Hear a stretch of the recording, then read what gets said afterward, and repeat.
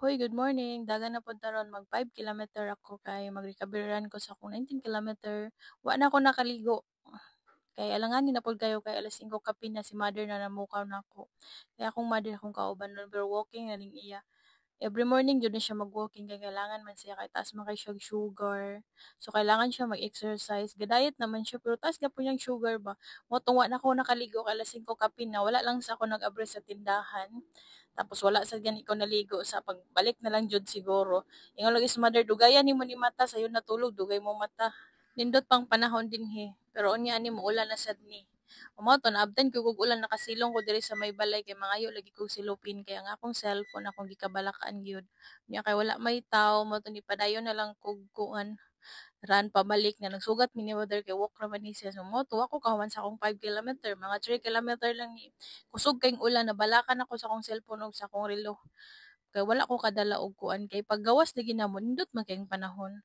Paigo pod siguro na mag-ulan para mabisbisan ko. Hoy! So mao to dinhi nakaligo yug noon ko. Ipaigo ra jud ay nawa ko naligo kay mag-uwan man jud siya kusog. Paabot sa balay nag-abri sa din ko sa tindahan kay alas 6 naman nga ting klase man ron. Murang kailangan na ako alas 6 makaabri na gyud ko kay sayang man pud tas niinom kog tubig.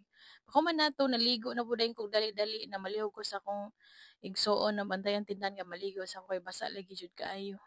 Karon pa mo kakita sa ako nag-content ko nag-toothbrush ko karon pag gyud ko mag-toothbrush wa gyud ko toothbrush ani. Huy naunsam only siguro kauyab kay baho jud ba chares. Pagka man nato magpauga ko sa akong nabasa na buhok chares. Kay kasamok man sad kong basa man gyud. So wala diyan unsa nagkuyoko naman kaday na unsa naman kaday. So wala siya din ha. So wala na ta naghaklap sa atong kokomelon kay wala man po'y haklapan. Hoy.